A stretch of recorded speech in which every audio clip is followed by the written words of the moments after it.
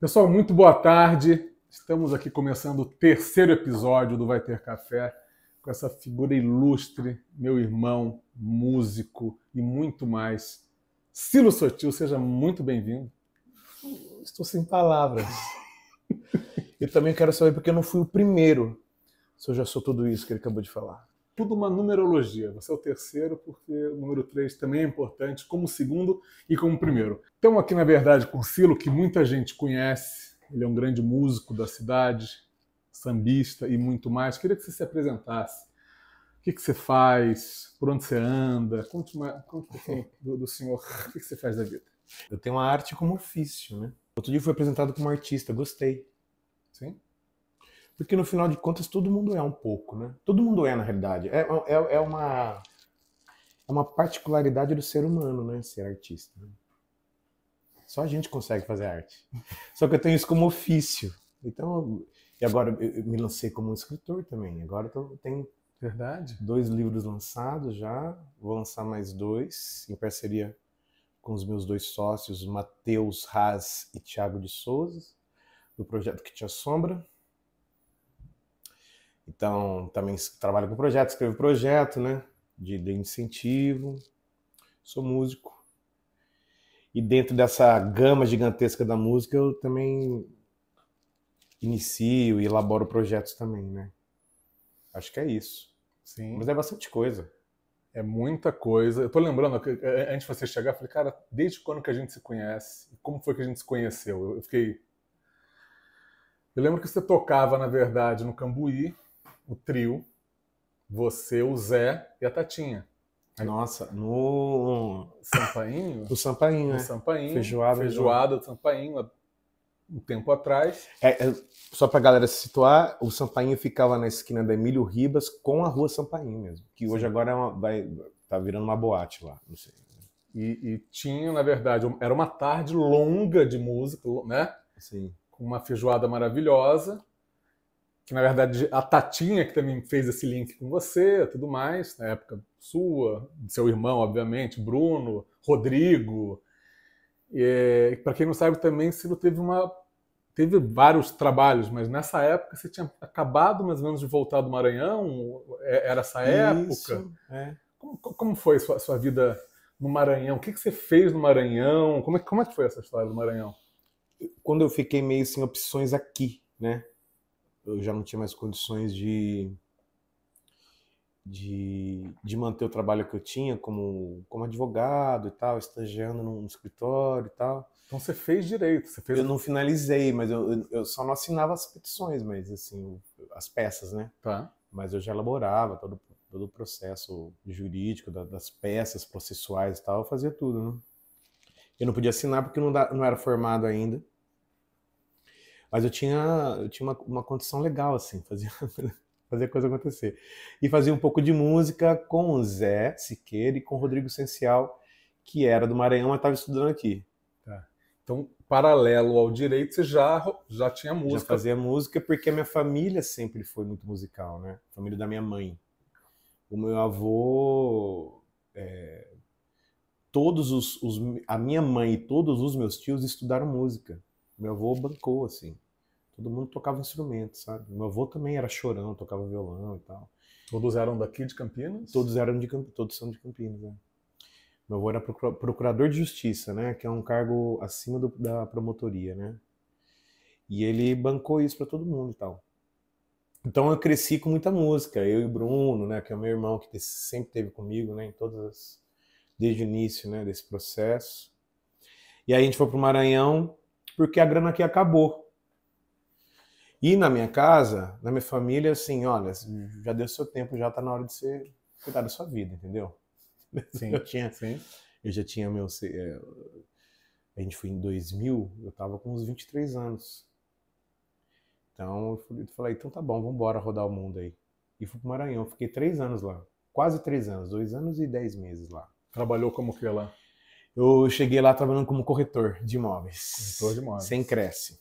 Tinha uns apartamentinhos, aluguei outros. E música lá também?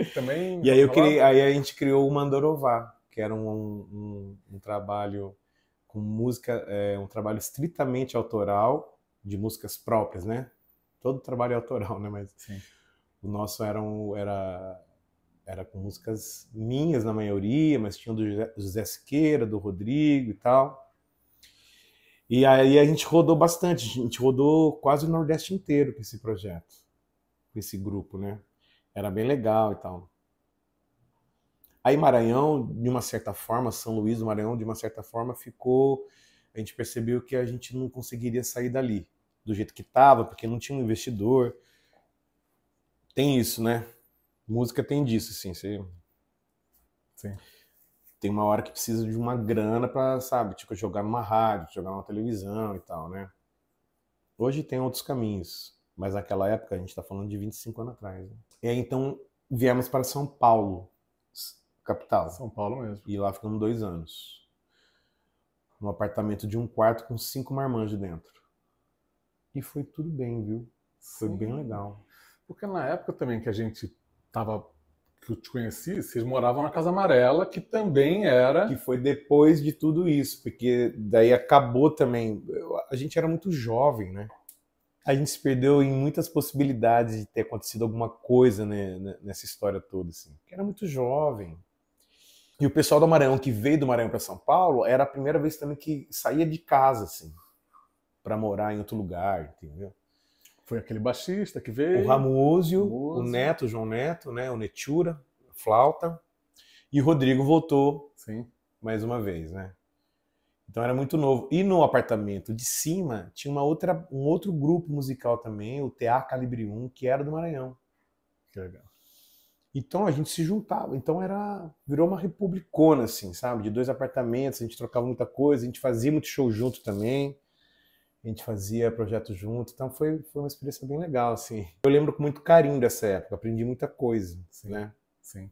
Essa arrogância que a juventude, que é muito... É particular da juventude, assim, né? Daquela época, de achar que você, uau, vamos, né? Tem uma arrogância que até um certo ponto é legal, porque te empurra tal, né? Para algumas situações, mas também te trava.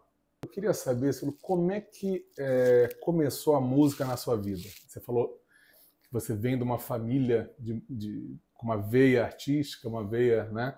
Tanto da sua mãe, dos seus avós, mas como que era? Você tem essa lembrança quando pequeno de sempre estar nessas rodas de samba ou de choro? Como foi o primeiro contato? E a partir de quando você se lançou como profissional mesmo? Eu não sei precisar a data quando eu comecei, né? O primeiro cachê, né? Não lembro, de verdade.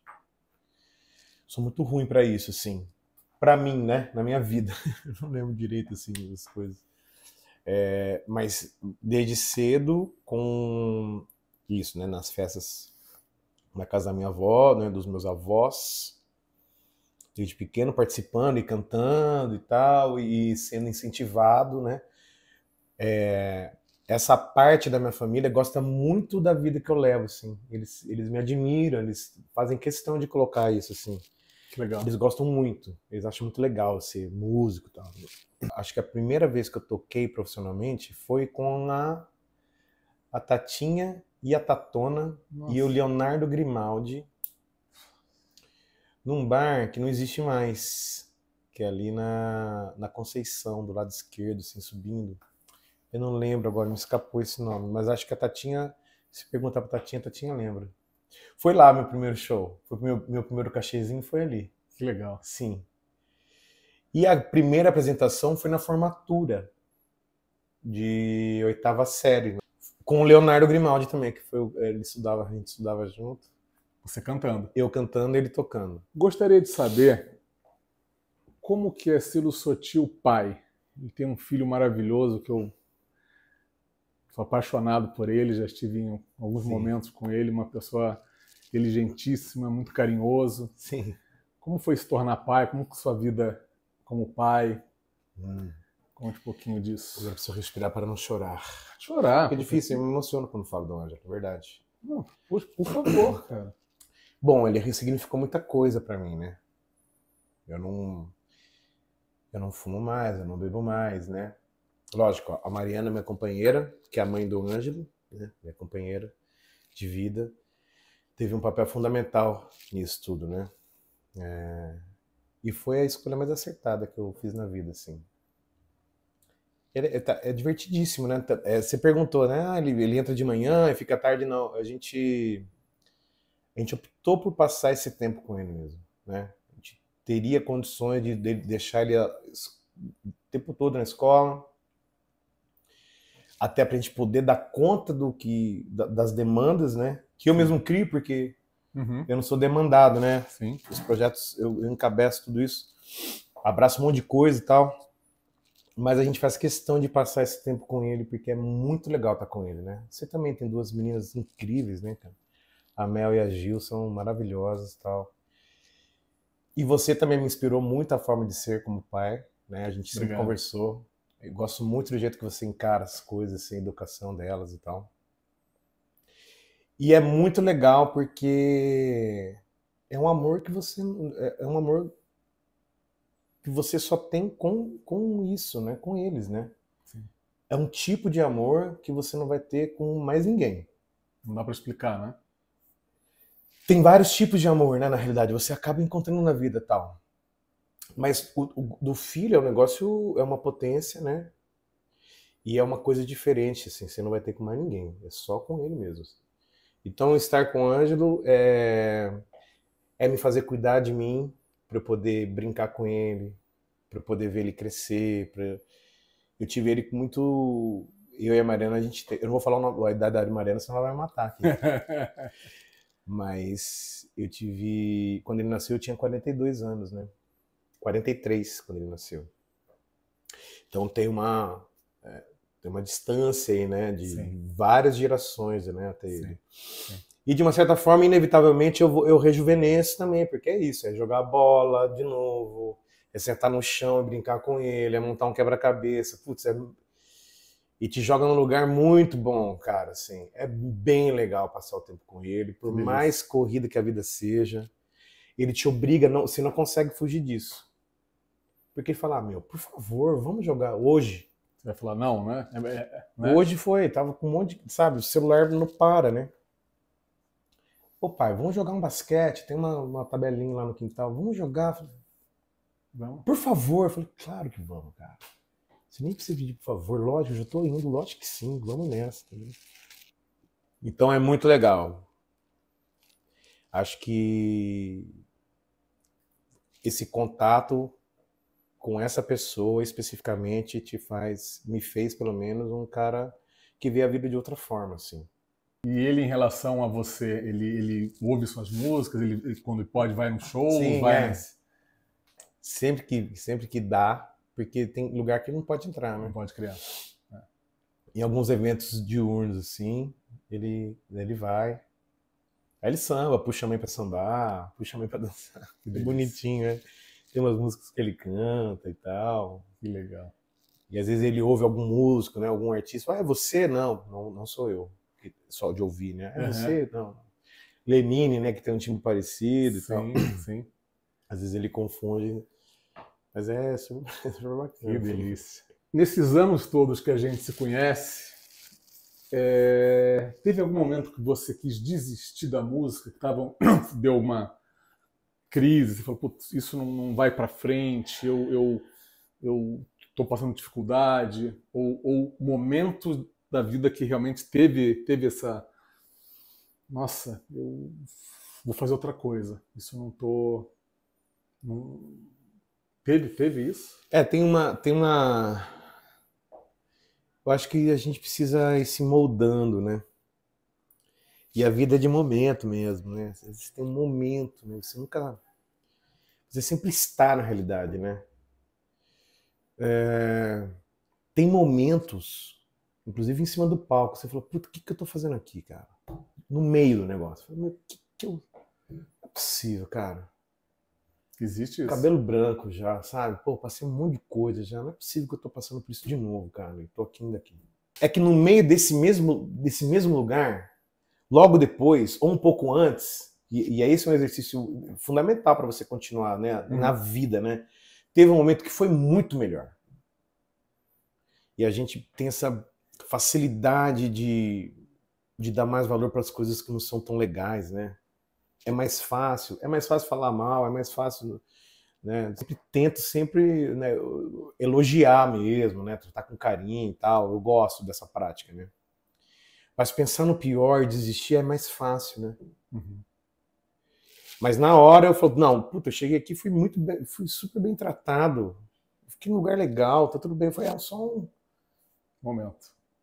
né? Então, esse momento existe. Sim. E acho que no dia todo, né? Até acabar esse dia, eu vou passar por um momento que puta, eu não merecia isso, né? Acho que todo dia, cara. Em qualquer momento. E aí eu entendi isso e falei, meu, tá tudo bem. Tô legal, tô bem, consigo acessar tudo que eu preciso. Dou uma condição boa pra minha família, sabe? E vice-versa, né? É uma troca, a gente convive, tá tudo bem. Sim. Sabe? Sim. É esperar o melhor das pessoas mesmo. Eu acho mais legal se frustrar assim, esperando o melhor do outro e entender que também o outro. Eu não sei quando tomou no café da manhã.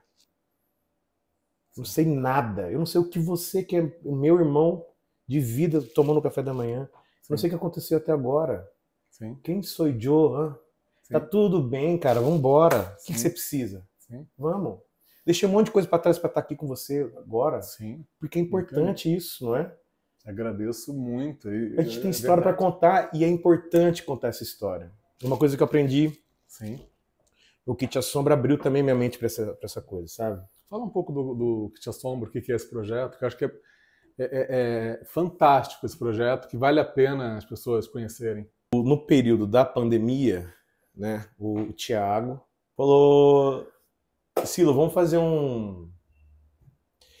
Tem um livro do Gilberto Freire, que fala das assombrações da Recife Antiga, tal, Recife Velho. Vamos fazer um negócio aqui em Campinas e tal. Então a gente começou a contar a história de Campinas pelo viés da assombração. Então é um chamariz, esse terror, é um chamariz pra galera. Porque como é que a gente explica a história da cidade, né? Como é que a gente justifica uma aparição, um relato de aparição de um fantasma no Largo Santa Cruz? Porque lá antes era o Largo da Forca. Lá se enforcou um escravizado, um menino escravizado, né? E esse menino ainda aparece na praça dizendo, não fui eu e tal. Então a gente explica, ficava na entrada da cidade, o Largo Santa Cruz, quem não sabe, ali no coração do Cambuí. Eu não lembro qual é o nome daquela rua que desce, mas é a Major Solon, do lado do Carrefour ali da Major Solon. Então, os senhores, né, o pessoal que comandava, né, a aristocracia campineira, botou a forca na entrada da cidade. Nossa. E Campinas era considerada a cidade mais cruel no trato de homens e mulheres escravizadas, né? E aí a gente vai elaborando essa história, o fantasma do túnel, da Vila Industrial, e aí a gente vai mostrando a cidade para o campineiro. E aí isso foi de um sucesso tão arrebatador que a gente foi para Piracicaba, Rio de Janeiro, Belo Horizonte, São Paulo, direto São Paulo, o Thiago, que é a cara do projeto. O Matheus é o ilustrador, é o cara que pensa na arte. Eu sempre tive muita sorte de me cercar de pessoas muito competentes no que fazem, sabe? Assim, de verdade, acho que esse é o meu maior talento, é esse. Eu sempre tive muita gente muito inteligente, muito boa do meu lado, assim. E eles fazem a coisa acontecer de uma forma brilhante, e eu tô lá, né, a gente escreve junto, faz as coisas acontecer junto, tal. E esses encontros muitas vezes são em cemitérios também, né? Porque o cemitério, para além de uma solução sanitária, né, porque as pessoas antes eram enterradas em igreja, não sei se todo mundo sabe disso. Aí tinha os miasmas, que são as bactérias, o cheiro horroroso, bactéria no ar, um monte de gente. Então o cara assistia a igreja com um cheiro de defunto mesmo. Porque os ricos eram enterrados na igreja, né? Quanto mais perto do altar, mais caro e tal. Tinha tinha algumas premissas, assim, né? Tinha algumas coisas. E o pobre mesmo era enterrado em outros lugares, nos arredores, assim, né? Em vala comum e tal. Então o cemitério foi uma solução sanitária, porque isso, né? Então agora tem uns lugares para se enterrar e tal. E aí você tem o nome das ruas do cemitério, né? No Cemitério da Saudade você tem lá o Francisco Glicério, o Mário Gatti, tá todo mundo lá, Dr. Vieira Bueno. Uau. E aí você vai entendendo a história da cidade num cemitério que na realidade não é um fim. Uhum.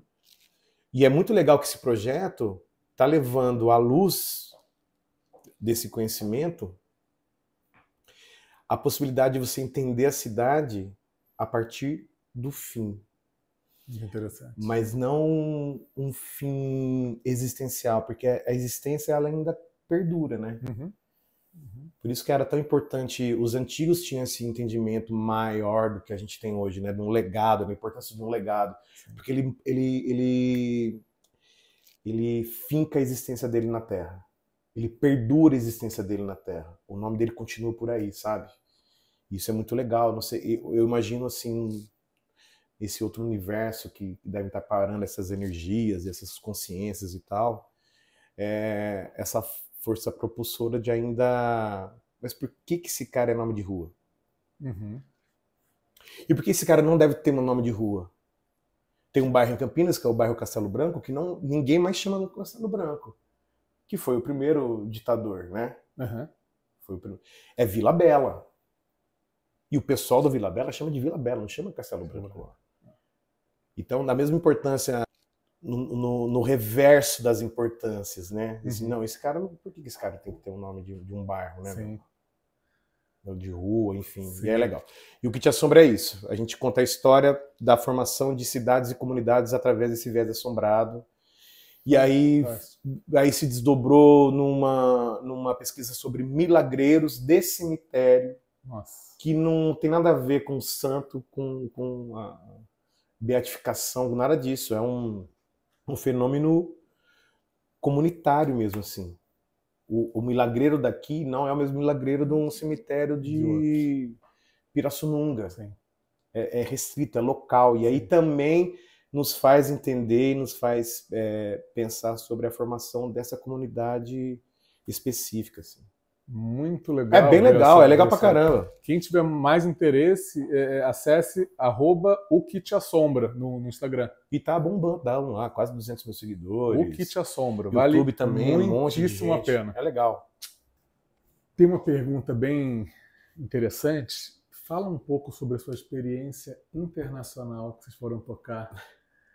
Vocês foram tocar em Angola? Em Angola. Em Angola. Em 2 ocasiões, Pelo grupo Casa Caiada. Casa Caiada. Grupo de samba.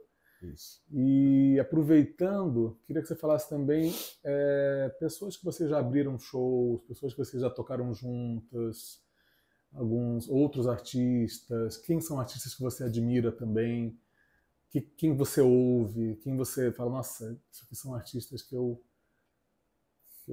amo. A gente, então, eu não lembro as datas também. Mas em 2 ocasiões a gente foi para Luanda, né, capital de Angola.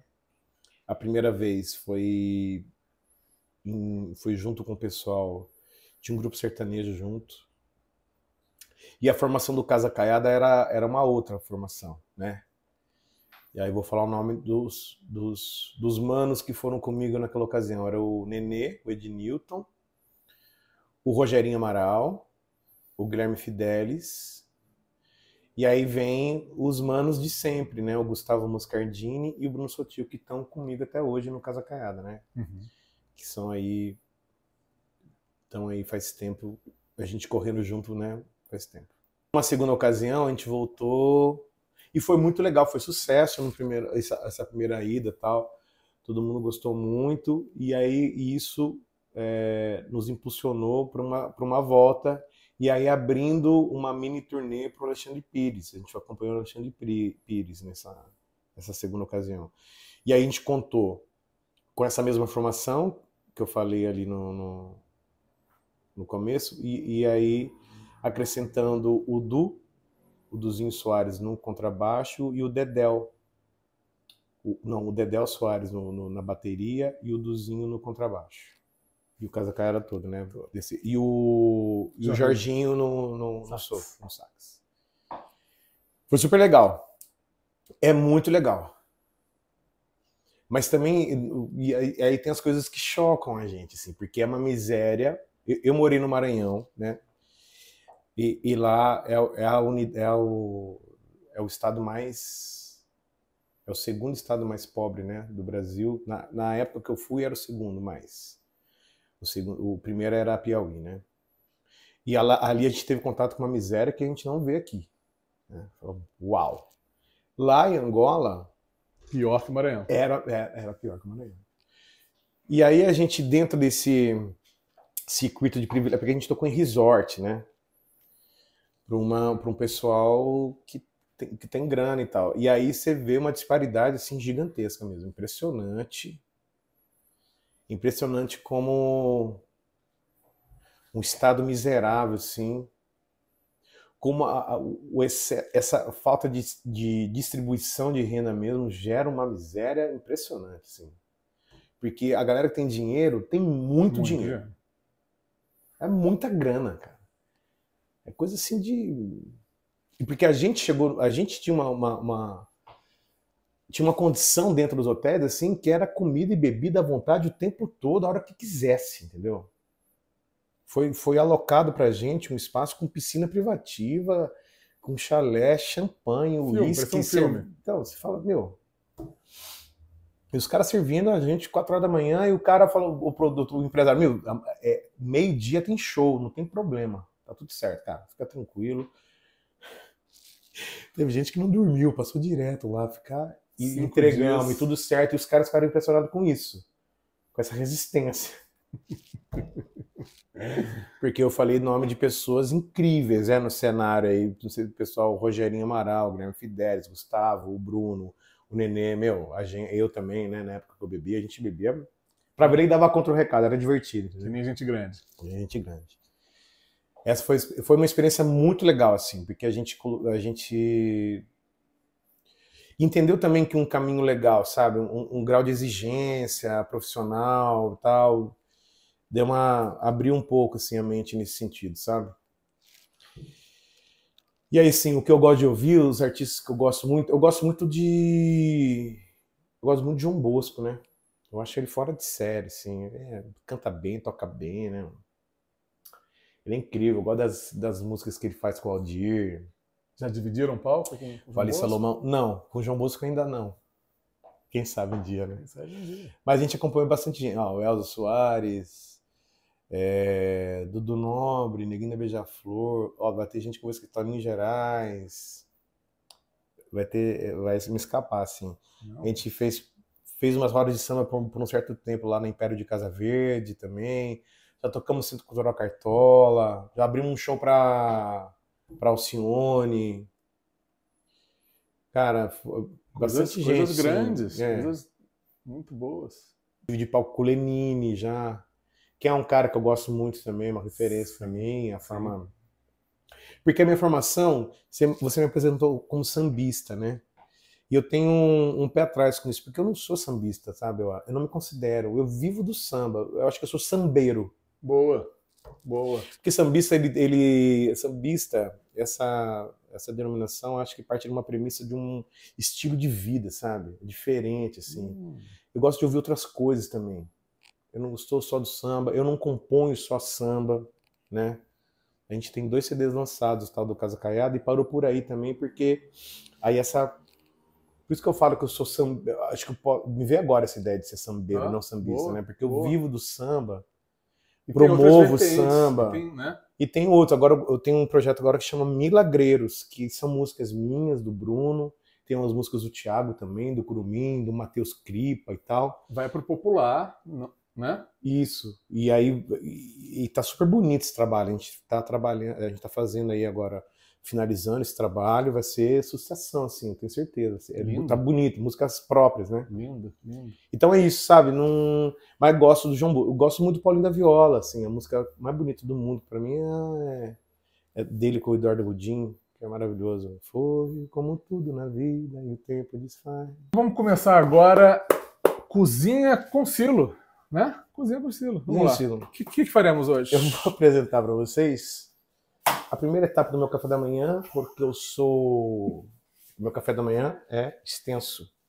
Tem 3 etapas, é verdade. Eu faço acompanhamento nutricional. Sim. Então, eu vou apresentar para vocês a minha primeira etapa do meu café da manhã. O meu café da manhã não tem glúten. No gluten. Don't have no gluten. No gluten. No glúten. Não manteiga. Não óleo, nada. 100% incrível e saborosíssimo. E eu complemento com requeijão que eu também faço. Incrível requeijão que eu faço. Com leites coalhados, talhados com vinagre e álcool. Mas esse é para um outro programa. De repente, na comemoração do 100º programa, eu venho mostrar o meu requeijão que é incrível. Que eu bato junto com alho poró e cheiro verde. Maravilhoso. Isso entra no final. Deixa eu cheirar aqui. Cheira. Tem cheiro de alho poró e... Nossa! Incrível. Incrível. É incrível, né? Dá vontade de esfregar no seu corpo todo esse requeijão. Então tem aqui, ó, 3 ovos. Quer um... Isso aqui é goma de tapioca. Não contém glúten. Quer isso aqui, se quiser? Aí é meio no olho, assim. Eu boto uns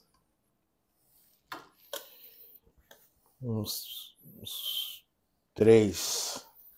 Umas 3 garfadonas assim, ó, bonita. Opulenta. Então vou botar 4. Essa é a goma. De tapioca. Goma de tapioca. E isso é... Aveia. Aveia. Tem embalagens que falam que tem glúten, mas é porque às vezes é feito no prédio onde se processa glúten, mas não tem glúten. Não tem glúten. Não é pra ter. Às vezes vai na mesma máquina que processou um alimento com glúten, mas aveia... Então pode também. Glúten não é legal, tá? Esse queijo é Minas padrão. Maravilhoso.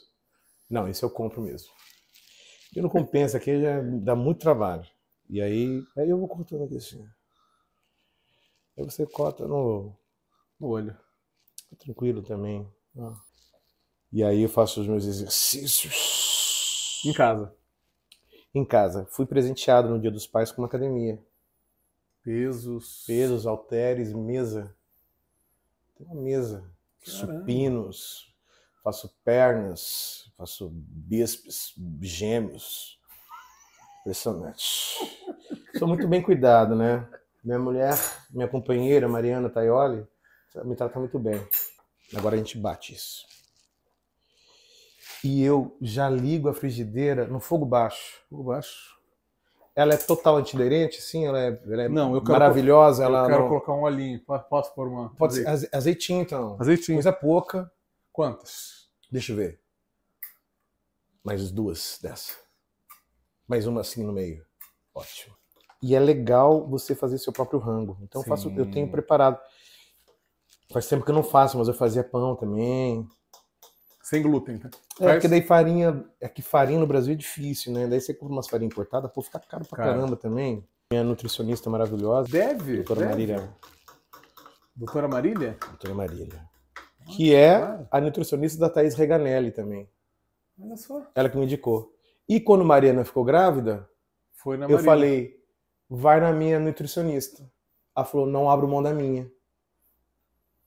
E nós dois ficamos assim, poxa, que chato. Então tá bom, você não quer ir na minha. Não vou na sua. Então faz... Mas você precisa me levar, tô grávida, me leva. Leva. Onde eu chego, era a mesma nutricionista. Doutora Brigamos Marília. Por ela. Ela sabe disso. Doutora e ela conta essa história pra todo mundo. Você joga na panela de jato quente já. Isso. Olha o barulho. Esse é o barulho do amor. Isso aqui é o...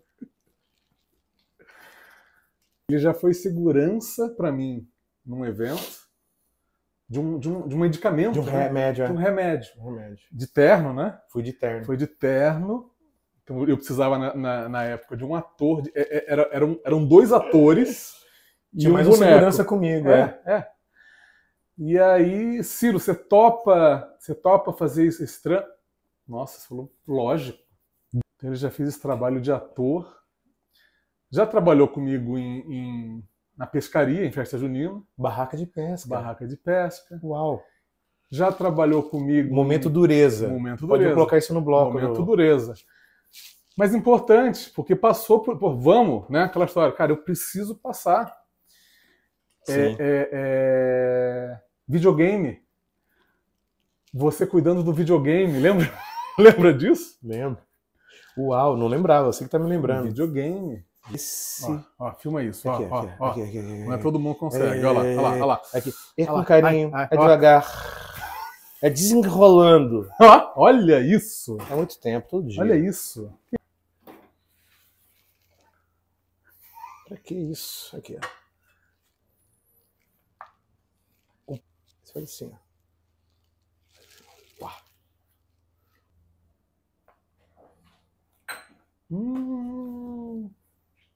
Muito bom. Legal, muito bom. Legal, Aprovado. Dá certo. Aprovadíssimo. Pessoal, esse projeto tem o apoio dos chocolates da Monjolo, aqui de Barão Geraldo. Eu quero presentear o Silo com uma barra maravilhosa. Obrigado. Por favor. Que legal. Nossa, bonito. Obrigado. Garoto. 3, 2, 1. Vai, olha. Voltando aqui, falando no intervalo, queria... Calma aí. Nossa água. Que incrível. Incrível, né? Dá vontade de esfregar no seu corpo todo esse requeijão. Passar com creme. Vai morrer. Delícia esse café, né? Ai!